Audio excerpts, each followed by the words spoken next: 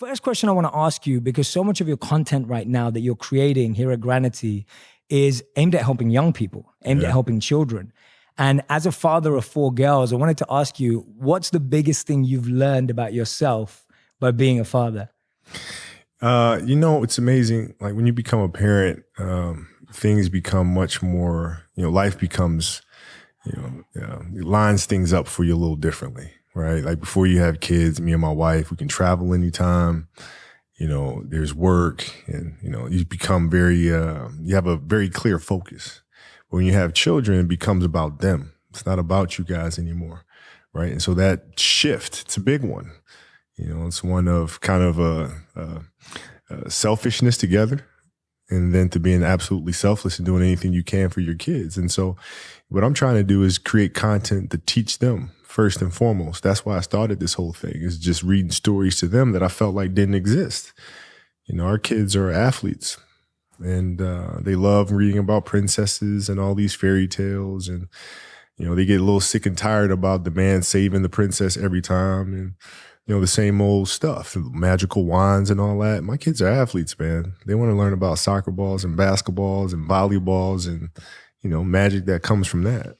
Yeah. And I love that you're encouraging young people to think more imaginatively about sports. Yeah. And I think that's where you go a step deeper. For me, observing you and learning about you and hearing you speak in other interviews and everything, what I'm fascinated by is that you've dealt with things in life pretty head on. Mm-hmm. Right? You've always gone at it. What took you a while? What was something in your life that you were shy about originally, or that took you a while to go head on with, but then finally you got there and you figured it out? Writing Dear Basketball. That was a hard jump, because I'd written before. I started writing probably about 17 years ago. And so practicing every day, a lot of things that I wrote were ads. And so when you write an ad, nobody looks up at who wrote the ad, right? You can there's a certain anonymity that comes along with that, right? But writing Dear Basketball was different. It's putting it out there for the world to see. It's trying to create a short film. And I didn't know if I could do it, man. And, it was my daughter who kind of put things in perspective for me, Gianna. She's now 13. And she was like, well, you always tell us to go for it. So... She put you on the spot. Yeah, she put me on the spot. She was like, you going to talk about it? You going to be about it, basically. And, and that gave me the final push. I love that. When you started writing 17 years ago, did you envision that one day you would move into this storytelling space, or was it just something you enjoyed at the time? No, man. It was just something I enjoyed, and I enjoyed writing ads. It was something funny about trying to distill a message down into 30 seconds or a minute, depending on the budget. You know what I mean? Trying to say something important, trying to speak to the, brand attributes, but also speak to something that's greater and that has a stronger message, stronger philosophical message. And how do you connect those dots? So putting that puzzle together was something that was really intriguing. Yeah. But I never thought I'd be writing novels or movies and that sort of stuff. Never, man. I love that, man. I love it how everything evolves naturally. And actually hearing you say that, it reminds me. So my vision when I was sharing earlier became very clearly making wisdom go viral. Mm-hmm. And I was like, how do I take these teachings that are like so sacred, they're hidden away in these books, and how do I make them really relevant and accessible and practical to the whole world? Because I know that anyone can access them. They're universal, right? These teachings can apply to anyone, but sometimes they're just hidden away. And a young person doesn't know how to find them. So that inspires me hearing them. That's beautiful too, because especially in today's world, there's so much clutter.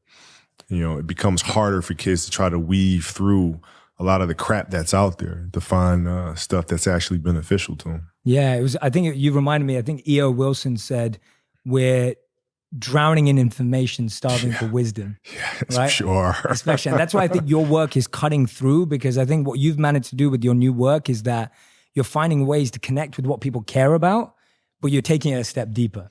Yeah. Right? Yeah. You're not just settling for let's talk about sports. It's not just about sports. It's about life, right? It's about the metaphor that sports has for life. I mean, sports is the greatest metaphor we have in terms of dealing with life. Because, even if you listen to music will give you guidance, right? That you can then meditate on and think about how you would apply it. In sports, you have to apply it in the here and now. I mean, you're faced with challenges moment to moment. You're faced with pressures and anxiety and communication or the lack thereof and all this other stuff. Like, it's in the moment. So you have to live it. And when you practice those things, you become better at it. But I just feel like in this day and age, our children have become less imaginative about how to problem solve, and parents and coaches have become more directive in trying to mandate or give orders or teach kids how to think and teach kids how to behave and tell them how to behave versus teaching them how to behave. And so that's why I'm creating these stories and creating this content. We all know that children are the future, and finding a gift that a child will enjoy and be entertained by, but will also help them learn, expand their minds, and become more creative is extremely, extremely difficult. And that's why I'm excited to introduce you to KiwiCo. KiwiCo crates are a fantastic way to get your kids' brains working on STEAM projects, science, technology, engineering, arts, and math, and helping them expand their mind to think about new possible ways, new opportunities to connect. KiwiCo projects inspire children to see themselves as scientists, as artists, as engineers, and that's a healthy image for them to start developing at a young age. They offer a monthly subscription which has delivered millions of hands-on projects. And the amazing thing is they're really encouraging children to think like innovators, to become problem solvers and critical thinkers. These are all great skills, making sure and ensuring that they're going to think about the future in this way and start benefiting our world in amazing ways. I actually ended up seeing one of my cousins and nephews playing with this, and his whole family got involved, and it was such a great bonding experience. This is the best subscription box for kids and is a gift that keeps on giving. It's encouraging children to think creatively, openly, and imaginatively, and it's such a great time to get started. So there's no commitment, you can cancel anytime, and options start as low as $19.95 a month. So this is special for my listeners. Go to kiwico.com/J to get your first month absolutely free. Every day counts in helping your children see new opportunities. So head over to kiwico.com/J to get your first month free. My wife absolutely loves cycling. It's one of her many joys in life, and she loves the energy and adrenaline she gets from going to a cycling class, but she can't always get to one. It's not always in line with her schedule and all the rest of the things that she's doing in the day, and that's why having a Peloton makes all the difference, because she can do a cycling class when she wants and how she wants in her own time and at her pace. See, the thing with Peloton is that there's no rush, there's no busy work schedules, there's no excuses, there's no reason why you can't just jump on in your living room, because there's access to so much music, so many workouts, so many instructors. And whenever I see my wife using her downtime to be able to do that, it allows me to feel that I need to put in some work too. You can see real-time metrics for your ride and track your performance along the way. And the amazing thing is, you can actually ride side by side with an instructor. The motivation is real-time, the energy is incredible, and you feel the same buzz as if you were inside a class. The Peloton bike has a 22-inch HD touchscreen which keeps you engaged the full time.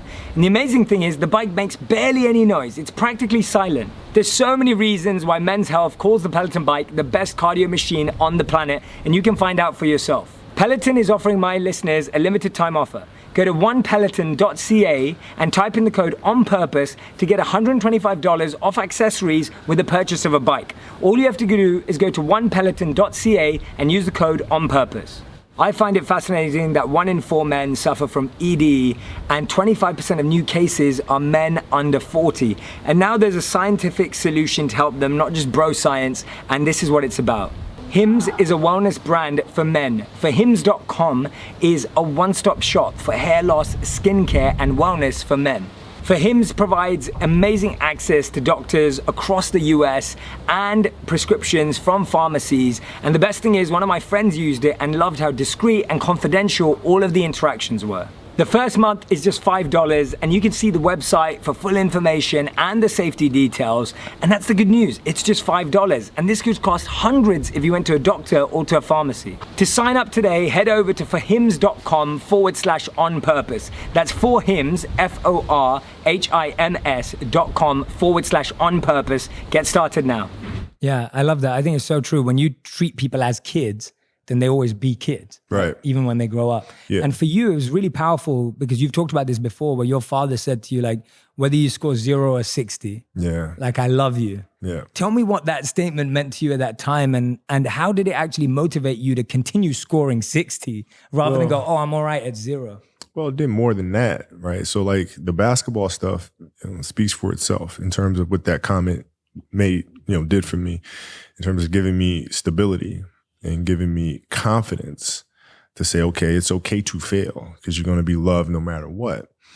And that doesn't just mean basketball. That means anything in life. Yeah, that means writing. That means being an entrepreneur. That means having the confidence to go for it. And I've seen too many parents do the exact opposite. And it terrifies children. And children become paralyzed by their own fear because they don't have that security blanket of love and comfort. Yeah, absolutely. How have you been able to, in your life, see past the cloud of emotion to actually execute on things? Because I think what we were speaking about earlier, this challenge that young people have today, everyone has today, of just so much information, so much cloud of emotion, so many feelings, so much childhood baggage that you're bringing. Like, how have you always cut through that and execute on that? You know, what I try to do is just try to be still and understand that things come and go, emotions come and go. The important thing is to accept them all, to embrace them all. And then you can choose to do with them what you want versus being controlled by emotion. You know, a lot of times I've seen players, even myself, you know, when I was younger, being consumed by a particular fear. And to the point where you're saying, okay, nah, it's not good to feel fear. I shouldn't be nervous in this situation. Like, nah. And it does nothing but grow. Versus stepping back and saying, yeah, I am nervous about this situation. Yeah, I am fearful about this situation. Well, what am I afraid of? And then you kind of unpack it. And then it gives you the ability to look at it for really what it is, which is nothing more than your imagination running its course, you know? Yeah, absolutely. Yeah, I love that. Because what you're saying is that when you're dealing with something, it's almost like, how can I get to the root of it? Yeah. Because sometimes what we're dealing with, like you're saying, it's an imagination, an illusion. It's not really... It's not really a thing, yeah. You know, like you think about game-winning shots or game-winning free throws, and people go to the free throw line and they're nervous about it. Well, what are you really nervous about? If you unpack that, okay, you're nervous that you're going to miss the shot. All right, so you missed the shot, then what happens? People are going to be embarrassed. You're going to be embarrassed because thousands of people, millions of people see you miss the shot. All right, and then what? People are going to talk bad about you. Okay. Right. And so you're looking at it and go, are those things even important? You know what I mean? If that is my fear, like what is, you worried about letting your teammates down? Okay. Have you let them down before? Oh, I'm sure. In practice and things of that nature, right? They're still there. Yeah. You know? And so when you're able to unpack it, you kind of look at it for what it is, which is really nothing. Yeah. I love that. Breaking it down. I think that's so important. I think everyone who's listening or watching right now, next time you're facing a fear, next time you're going against something, do that. Like literally unpack it. Don't just settle for your first answer, because the first answer is rarely the right one. Yeah, don't hide from it. You know, you got to be able to look at it and, you know, and deal with it head on. Yeah. I love that, man. And you talk about that because you talk about, you know, when you talk about missing 5 throws and you talk about getting over yourself. Yeah. Right? Like getting over yourself. How did you get that mentality of just being like, I need to get over this. Like I need to get over myself. You know, trial and error. You know, you grow up and you make game-winning shots and it's awesome. You come back the next day and miss a game-winning shot and it's misery. And then the next day comes and you're back playing again. And you understand that life has this cyclical nature where it's, you know, what you do on Monday is fantastic, but then Tuesday is a bad day. But guess what? There's Wednesday. Yeah. So are we just supposed to live our lives like this the whole time? You know, versus just staying like this and understanding that it's really just a journey of evolution every day. It's just constant improvement, constant curiosity, constantly getting better. The results don't really matter. It's the figuring out that matters. Yeah. And we all get obsessed about the results. Yeah. Like we get obsessed about like the output. Yeah. Not the input, of not figuring it out and not like changing things. What you said, trial and error, like the experimenting. Yeah. We forget to do that. It's unfortunate, man. Like I've seen a lot of players, especially now, you know, in youth basketball dealing with that. You have players that are like bigger and faster and stronger, and, you know, their coaches are just coaching them for results. You know, we're just going to use your size that because you're bigger than every other 12-year-old out there to dominate today. But they're not growing, right? So they're just based on that result, but they're not focused on growing this young child into becoming a better athlete. And through that, teaching them how to become a more well-rounded person. And we're missing that. Yeah. See what you've said there, I want to ask you this, and I'm not saying because you know, like you know yourself best and you know how you've got there. So I'm asking it from a place of humility, of learning. When I look at you, I'm like, you know, your superpower isn't just your work ethic. Your superpower isn't just like figuring things out. Your superpower is like you think strategically. Like that's a very strategic thought of saying this person could be this in the future if they were developed as a whole individual, rather than just like, let's use them for the short term. Right. Like, where did you develop that from, that ability to see beyond, to think deeper, to reflect deeper? Where did that come from? Well, I had to do that because, I growing up in Italy. When I first moved over there, it was, I didn't speak Italian. I didn't have any friends. I had the game of basketball, and through sport and playing soccer, I was able to make friends and build connections. But it was a lot of time spent alone. And when I came back to the States, I wasn't the most athletic kid. I was really scrawny, like really, really skinny, and had like major knee issues because I was growing. So I was the dorky kid with high socks and big old knee pads. It's fashionable now. It's fashionable now. It wasn't then. And so I had to look long term. Because in the here and now, I couldn't compete with these kids. I mean, there was kids that were like 12 years old with beards. Like, I can't, what am I supposed to do with that? Like, they're doing windmills and dunking backwards, and I'm happy to like tap the backboard, So I had to look at it from a long term because I wasn't going to give up on the game. Right. So I had to say, okay, this year, I'm going to get better at that. Next year, this, and then so forth and so on. And then patiently, I was able to catch them. Yeah.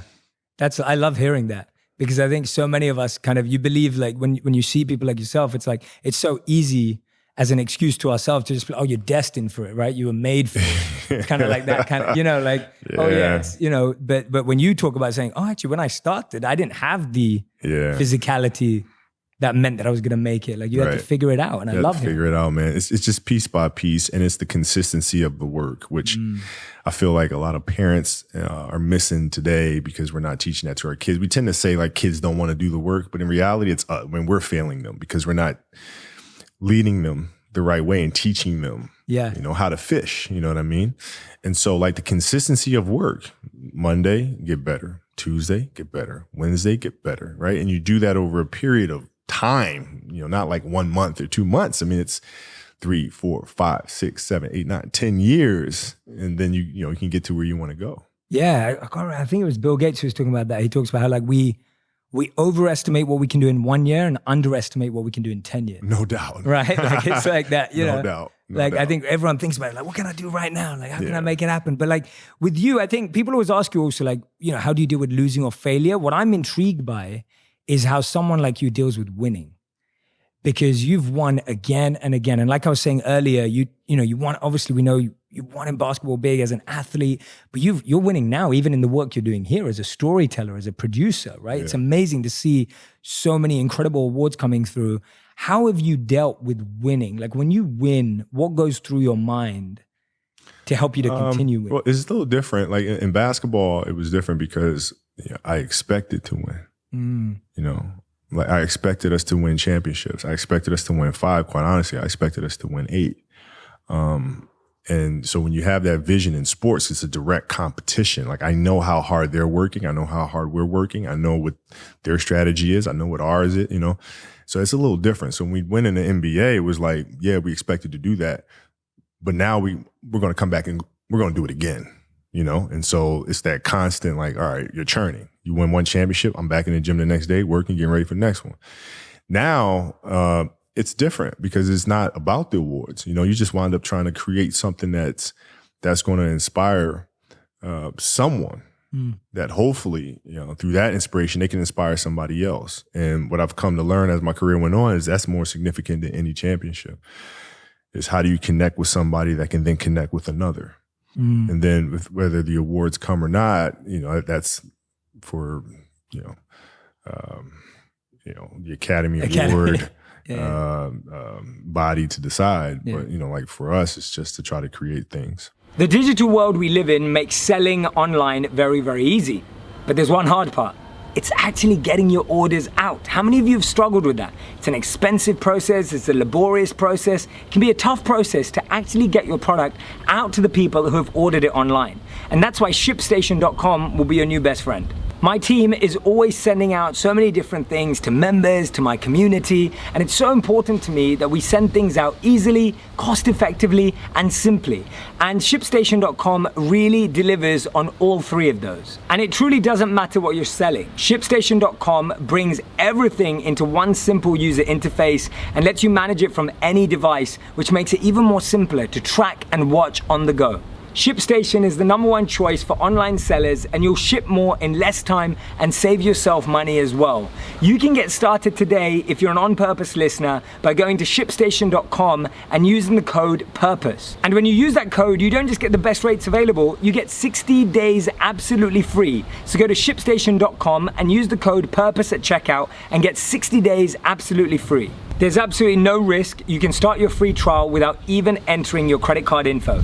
So head over now to ShipStation.com and click on the microphone at the top and use the code PURPOSE at checkout for 60 days free. That's ShipStation.com and use PURPOSE at checkout. I absolutely love recording all of these interviews and all of these podcasts, and that means that it keeps me extremely busy, which means I don't get the time to go shopping for myself or my home that often.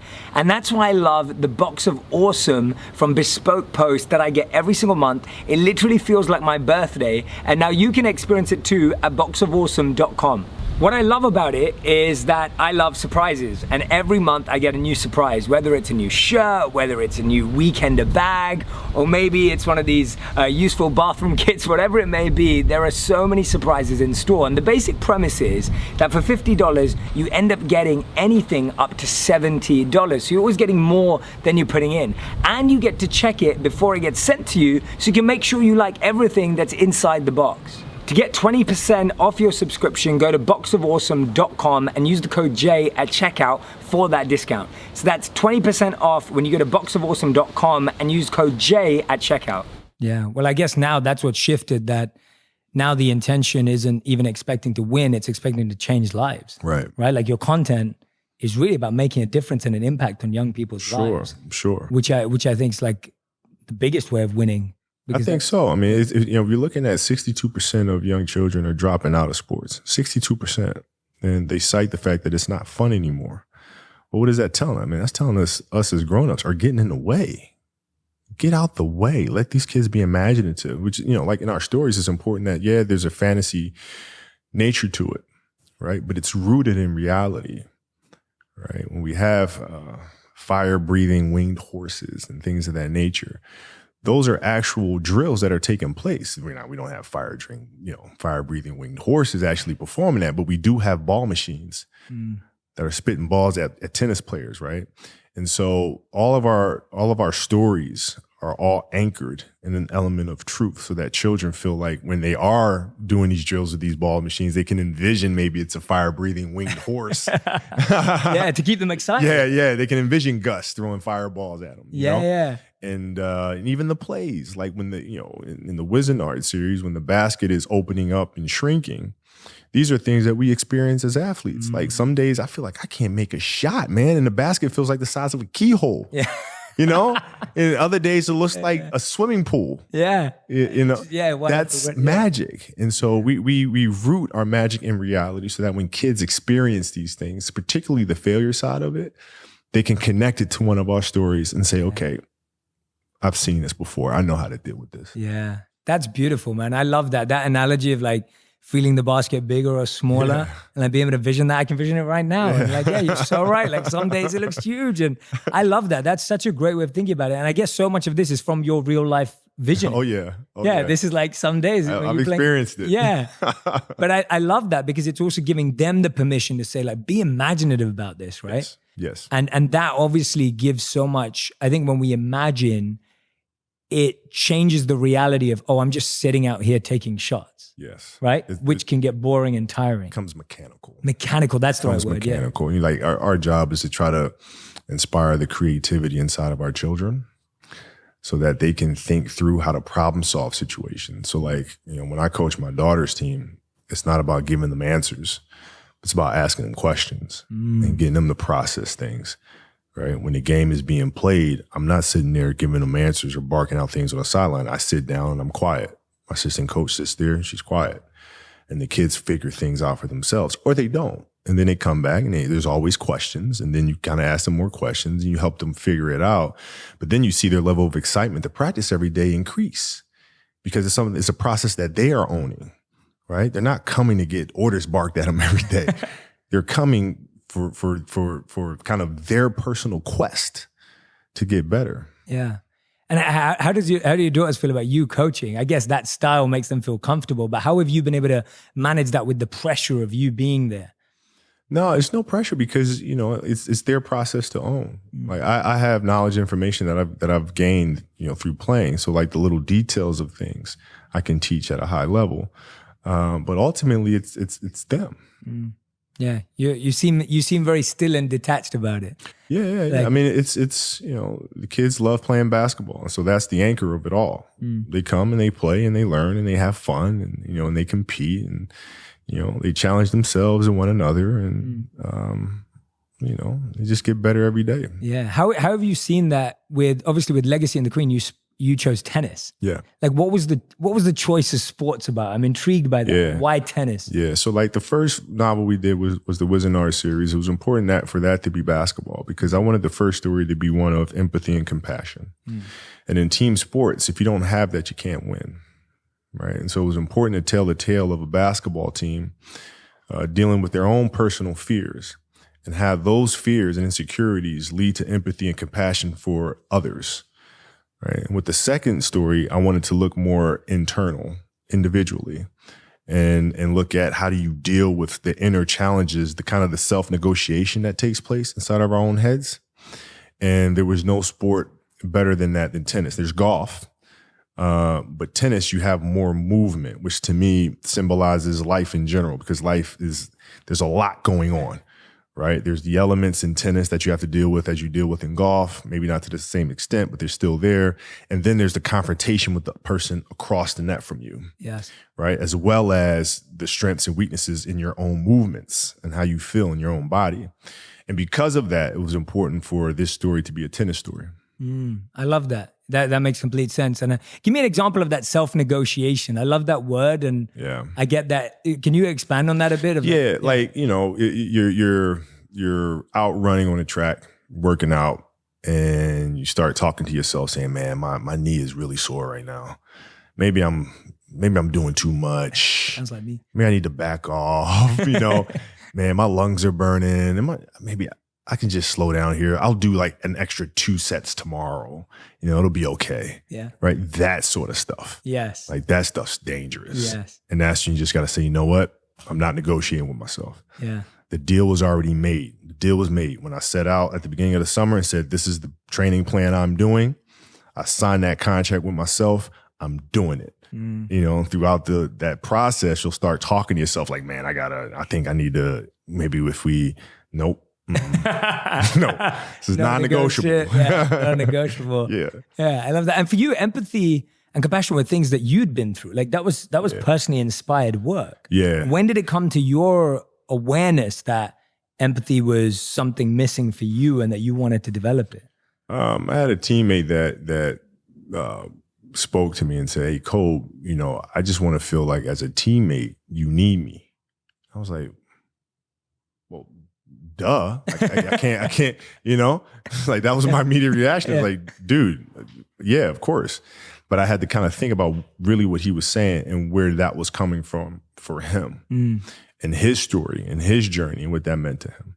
And that opened my eyes to there's a bigger game being played. It's not just basketball, but it's the emotions of each individual and the backstory that they're carrying with them, the baggage that they're carrying with them. And if I really want to be a champion and be a great teammate, I have to understand what those mean to help them become better and in turn help me. Yeah. And do you think this content is going to help all the content you're creating here at Granity? Is that for you to help build better bonds between parents and kids? Like, are you hoping that the podcast, for example, like kids are going to listen to it on the way to school or on the way back? Or like, how are you imagining people consuming the work? Yeah. I mean, I imagine it in different ways, you know, but like ultimately people always figure out a way to do it that's comfortable for them. But like, you know, which is why, in everything that we do, we try to create the highest quality of product. Right. Like, you know, people will sit down and tell me, they'll say, okay, well, audiobooks, very small percentage of people listen to audiobooks. We don't really have to invest too much in doing audiobooks. And what? Excuse me? No, because what if that one person just listens to audiobooks? That one family enjoys audiobooks. They have to get the best experience that I could possibly give them. So that means using a London orchestra. That means doing full symphonies. That means having Felicia Rashad read the stories. Like, it means everything. The books themselves. I got this all the time. There's no money in making books, man. Nobody makes money in books. And I'm sorry, you want to make a book with using what material? You want, you know, like, you know, I'm like, yeah, because children matter. So like, I don't know how they're going. I imagine how they're going to be consuming content. But ultimately, it's my responsibility and our responsibility as a studio to make every single thing that we put out the highest quality possible. Yeah. No, I can imagine parents listening to it on the way to school. Yeah. I can imagine listening on the way back or on the way to practice. Sure. Or things like that. Sure. Like, I think it's cool. I think it's... Well, the Punies for sure. Like the Punies, I was like, you know, when I first made the Punies, we're going to release it in the summer. I think we released it in August. I think it was August around the same time. But in my mind, I was saying, okay, parents are going to listen to this every Saturday morning because I know I'm in the car driving my kids to soccer games and like, you know, volleyball games and stuff. So parents can listen to this with their kids in the car as they're driving to sporting events. Like that was kind of what I had in my mind. And then when it came out, it's like, you know, teachers were using it more so than anybody in classrooms and doing like classroom reports on the Punies and all sorts of stuff. So, you know. Yeah. Never know. It seems like you study life a lot, right? Like when you're talking about all of this imagination, which stems from your own work. Like, for example, like when you're dealing with empathy and compassion, it's reflected in the content. When you're going through these visualizations of what could this look like, it goes in the content. You study life a lot. What currently are you studying and what kind of gets your imagination really growing right now? Like what keeps that moving for you? You know, there's a certain element of truth in everything. You know, and, you know, the creativity generally comes from personal experiences first. And then you kind of look on a broader scope of, okay, how do you take something extremely personal and then channel it in a way for masses to understand or get their arms around sort of thing. But it always starts in the element of truth. And then you start unpacking that by sitting in thought and figuring out like character and, you know, who is this person and, you know, who's his family. And then that's when I start getting in trouble, you know, because it's like the questions don't end. Yeah. You know, so I have like books and books and books and books and books and books and books and books and books of backstory because it's not good enough just to say the character's this way. Yeah. Why are they that way? Yes. Well, the parents. Well, where do the parents come from? You know, where's the dad come from? Why are they raising a kid this way? And then, you know, what does it have to do with the economy that's around them? And then, and just one thing leads to the next. And then you're just writing all kinds of stuff. It's crazy. Yeah, that's awesome. Because I think so many of us get, you know, in our lives, we get stuck with imagination because you kind of get into that autopilot mode. Yeah. Doing the same thing every day, same routine, same drive to work. Yeah. And it's like, I feel that what you're sharing is, that's easy for anyone to do. It's not like, oh, because you're Kobe Bryant, you don't feel that. Everyone gets into that. Sure. But you're able to find these creative outlets. Yeah, well, you know, like creativity is in everything, you know, like even in consistent, like what I found is creativity a lot of time comes from structure. I agree. I'm so glad you said that. Like you have those parameters and the structure, then within that you can be creative. But like if you don't have the structure, you're just aimlessly doing stuff. You're just like, you know, where are you going? You know? So like having a clear structure of understanding, okay, this morning I'm gonna, like when I was writing a Wizard Art series and outlining Legacy, I come in the morning, 7 a.m. and I'm there. I'm writing backstory from 7 to 12.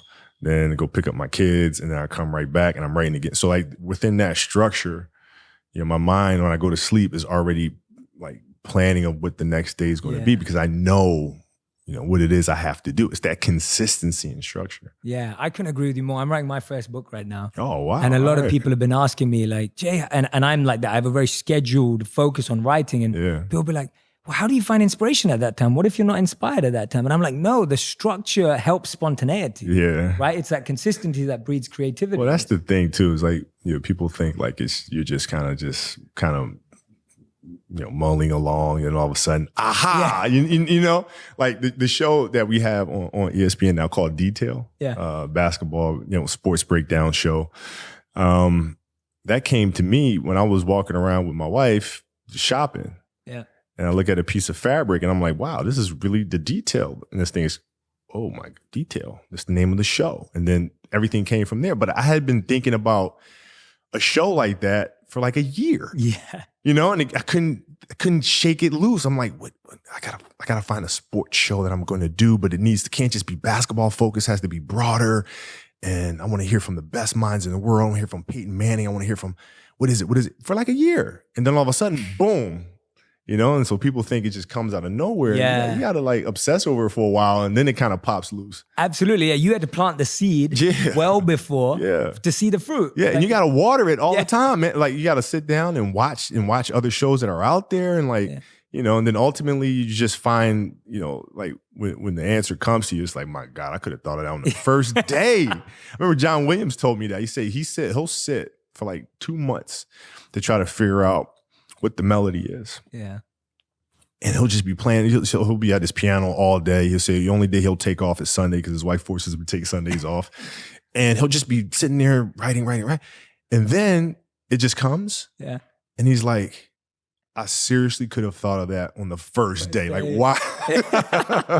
It's just so simple. Yeah, absolutely. And that's what people don't realize as well. Like when you go out then you're shopping with your wife and you see the detail and you're like, okay, that's the show. And then you go back into consistency to create it. Yeah. It's like, you know, it wasn't just like, oh, now I thought of it, I'm just going to throw that idea. It's like, now I'm going back to the drawing board, have the name now, build around it. What I try to do is shoot the idea down and figure out everything that's wrong with the idea. Ooh, okay. Right? This show won't work because, like Detail, for example, is like, this show won't work because it's not for fans. It's for the 1% athlete. Yeah. All right. Well, will it be successful? People connect to it? Like, you know, you start unpacking every little thing. How will we shoot it? Can I even get Peyton Manning to do it? Could I get, you know?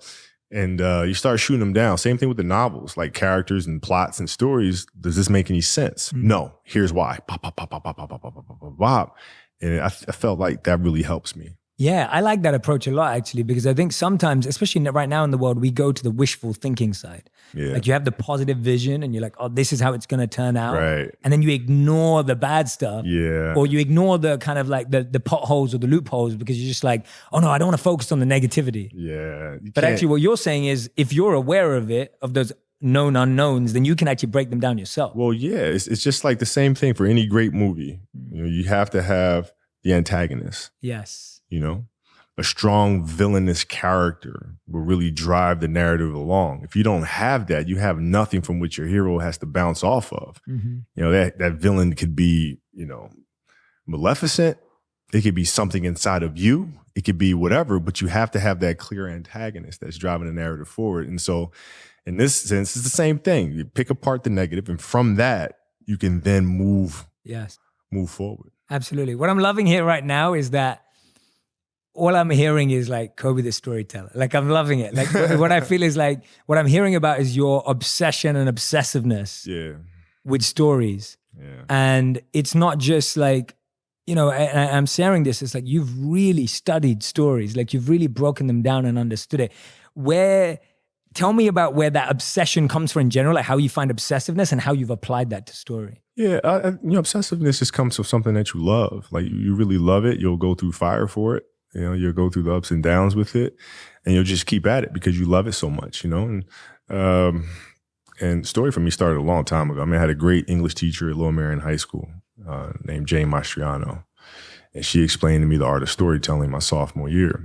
And that's where I started falling in love with it and understanding story structure, you know, how to develop compelling characters and how stories are the driving force, whether they're inspirational or informational, that really change society. Yeah, absolutely. Yeah, we're defined by the stories we tell ourselves, whether personally or outside the world. Absolutely. And it seems like you just mentioning that, it just shows the role of teachers. And now when you find that teachers are using the work you're creating to teach, that must be amazing. Comes full circle. Yeah. You know, and you know, it's a pretty cool feeling, man. Like growing up when I was in high school, man, I didn't read much at all. Yeah. You know, because basketball was my thing. Now, if you give me a basketball book or like a sports book or like a sports psych book, I'm devouring that. You know what I mean? Because it was a clear focus for me, which kind of gets me into this market a little bit too. Because like for our active children that love being outdoors and playing all the time, they're not reading. No. But they're missing out on so much by not reading. But they will read if there's something that they feel like speaks to them. So true. You know? And so now I think we get more readers Yeah. in the world because of it, hopefully. That's so true. No, I think so. I agree with you. Like for me, and this is why everyone's different, and I think there's such a need for what you're doing, because when I was growing up, I never enjoyed fiction. Mm-hmm. And so I thought I didn't like reading because all the books that the school suggested were fiction books. Right. And then when I was 14, my dad handed me an autobiography and a biography. And I devoured it. And then I started reading because I was like, I want to hear about real people who break and who develop and who learn and grow and like have been through failure. And like, I want to hear about rags to riches. And I want to hear about real people who went through real pain. That's right. But I grew up believing that I didn't like reading. Right. And I think you're so right. I think there's a lot of kids out there who think they don't like reading or they think reading is boring. It's a problem because like what I found in the industry, which is why we publish, because a lot of publishers want to publish the same type of story, you know, the same type of plots, same looking characters, not a lot of diverse characters out there at all. And so we said, you know what, we're gonna have to do this on our own. This way we don't have anybody in our way telling us what the market wants to hear. I don't care about that. We write stories that come from the heart, and our characters are going to look like my daughters, because my daughters don't have characters out there that look like them. It's a great point. So they're going to look like my kids, and we're going to go from there. Yeah, I think what you just raised there about diversity and representation is huge. Oh, it's huge, man. Huge. Because I don't see it, man. And like, you know, books is just the first thing. Publishing is the first thing. Now, if we look at animation is even worse. It's even worse, you know, in terms of developing characters, diverse characters. But even beyond that, the animators themselves, there's no diversity in that industry. Right. None. And I'm talking not just racial diversity, but gender diversity as well. Yeah. And so there are a lot of things that we need to take on, that we are taking on, and hope to make the world and the industry a better place because of it. Yeah, no, I fully agree with that. I'm a British Indian, right? Born and raised in London, Indian, never seen any character that look like me anywhere. Right, because they think, you know, the mass market, it's not going to appeal to the mass market, so we're not going to do that. Yeah, exactly. Wait, what? What? Yeah, and everything's spreading so fast now, and everything's global now. Yeah. Right? Nearly all content is global now, and most global markets are growing everywhere. So the need for people, especially young people, being able to see themselves in characters. And it's not, and I think it's a deeper point that you're making, is you want to be able to see your story in someone. Right. Right? Even just beyond like color and background. It's like your story, your experience of life. When we made Dear Basketball, we got a lot of pushback from people. Like, I took it to some very prominent studios at first, and they all said, yeah, no. Because you said basketball is too sports specific. Nobody's going to connect with this sort of thing. Because, you know, there's a lot of people out there who don't watch basketball. And I'm like, well, that's not the point. It's not the point. And so it was really a case study, even with our novels. Everybody was like, sports novels, nobody's going to read that. It's too much of a niche market. I'm like, sports is bigger than that, man. And so we made Dear Basketball to really prove a point that you don't have to watch basketball at all to connect to the journey of a dream. Yes. You know? And once we saw that connection, it was kind of validated our point of view. I think that's a massive point of view. And for anyone who's listening or watching right now who thinks because Kobe Bryant wants to do something, it just happens. It just shows you have to do it yourself sometimes because not everyone's going to believe in you. Certainly not. Certainly not. And what you'll see is, you know, once you start doing it, and now people want to come and jump in, but I'm like, you know, you kind of forced us to go about this ourselves. So I think we're just going to build it from the ground up ourselves. But thank you. Exactly. They saved you. Yeah. Right? Like, thank you. Appreciate it. Because if you had signed on, you know, we just be kind of going with the flow. Totally. But, you can be grateful to them. Yeah. Appreciate it. Yeah, absolutely. No, I agree. It was the same with this podcast, funny enough. When we launched, a lot of people were considering whether it was, you know, gonna, like, you know, you do social videos, like, is it gonna work on a podcast? And there were a lot of people that were not sure. And then like we launched some of the biggest podcasts in the world in the health category, which is my world. And it was just like, everyone's just like, oh, interesting. But I'm like, thank you. Yeah. Like, thank you so much for saying no. And you didn't think it was going to work because now I figured it out myself. Yes. And what you said, it actually builds confidence and validation. And Oprah told me this when I first decided to build the studio. And I was asking how Harpo came to be. And she said, well, when she was doing her deal for the Oprah Winfrey show, she was re-upping her deal. And actually, the first contract she made, she said, "Well, don't pay me up front. Just I want to own a percentage of the show." And so they gave it to her. And now, at the time, there weren't any Black women hosting a daytime talk show, right? So it was really new. And she said, you know, Kobe, if they believed that the show was going to be successful, they wouldn't have given me that. Yeah. They wouldn't have. In their mind, they're thinking, oh, we got to steal. We don't have to pay her. We can take this money and move it over here. This is great. You know, it's going to be a flop or be success. I don't know. At least we get diversity on TV. It's fine. And all of a sudden it's, uh-oh, we're in trouble. We shouldn't have given it away. Yeah. Opened up Pandora's box, right? So now you come back for the next deal and it's like, you gotta have to give me some more ownership. Yeah. And you're like, dang it, here. And then ultimately she, you know, came to owning 100% of her show. Yeah, which is amazing. Wow, that's a great story. Yeah, that's fascinating. I think because sometimes when you think that, you're like, oh, they like me. That's what they're giving it. No. Yeah, no. Don't like me. Please. Here's an idea. It's terrible. I just need you to buy in just a little bit. I love that, man. That is awesome. How are you encouraging? Well, you've shared so many stories of like your teacher who taught you about storytelling and writing early on. You just shared Oprah's example. Like, you've had so many incredible mentors in your life. We all know about that. Yeah. How are you encouraging young people to find the right mentors, and how can they find the right mentors, even through your work? I guess your work is somewhat mentorship.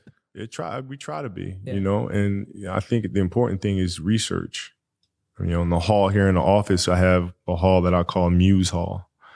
We have all the portraits of some of our muses here, from J.K. Rowling to, you know, Steve Jobs and so forth and so on. And I think it's important to research them. And it's like putting, you know, fuel in the fire every day. You know, there's constant inspiration when you read about them, what they were able to accomplish, how they went about accomplishing it. It's just constantly, you know, feeding that flame and learning. And the best way to do that is to learn from the people who have done it. Yes. Yeah. That just made me so happy. I have a gallery wall in my home. If we were recording this at my place in Hollywood, awesome. Like I have a gallery wall, Steve Jobs is right there. Yeah. Right. And Einstein's there, and Martin Luther King's there, and there's a few other people. And it's, for me, it's the same thing. It's like sometimes I'm sitting there and I'll be like, well, what would that person do? Like, how would they have dealt with this challenge? Right. And you're so right. I think you can be mentored by people who aren't alive. 100%. Because their stories still live, which brings us to the importance of storytelling. Yeah. Their stories still live. These muses are here. It's important to learn from them. And if anything, it helps you remember that they are human, just like us. Yeah. These great things that get accomplished can be accomplished by others and beyond.